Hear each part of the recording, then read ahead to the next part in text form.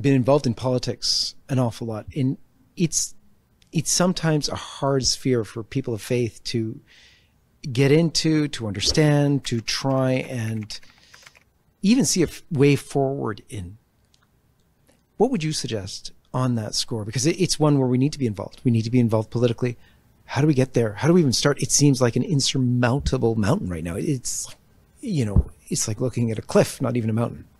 It's not easy. I mean, that's why I think people of faith have got to get involved. And I don't think you can have, oh, I can just have my spiritual life, and particularly in these times, because I think we're very close or on the edge of the possibility, not just a secular society. And Tom Williams said this on the show when he talked about his book.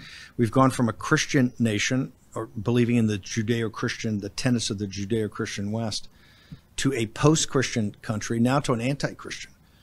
And like he said, there's two types of persecution. There's the white persecution, which is the oppression, right? The soft persecution. And then there's going to be the red. I think we see our society and culture collapsing all around us. And so I think it's for people of faith have got to get involved in politics.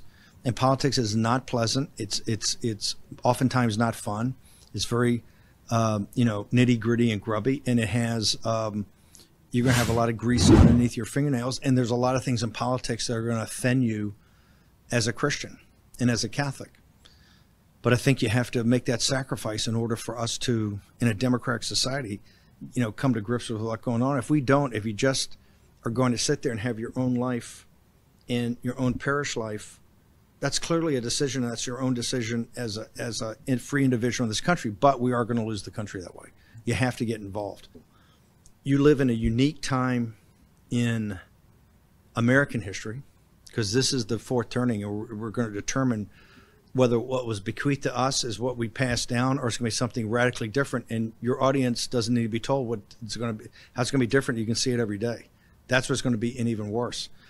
But not just that, in the whole history of Homo sapiens, or man, we're now at an inflection point with transhumanism and artificial intelligence, that within the lived experience of people watching this in the next 10, 20 years max, you're going to be at a crossroads of the singularity. You're going to have Homo sapiens, made in the image and likeness of God and endowed by the Holy Spirit.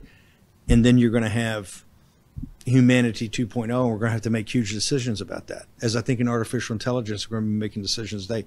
That's the stakes. And that's divine providence chose you to be in this vale of tears right now.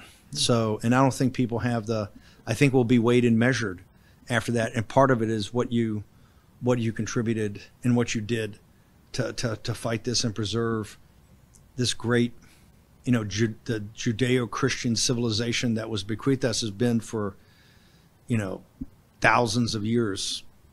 It's got to be preserved. If it's not preserved, we lost it on our watch.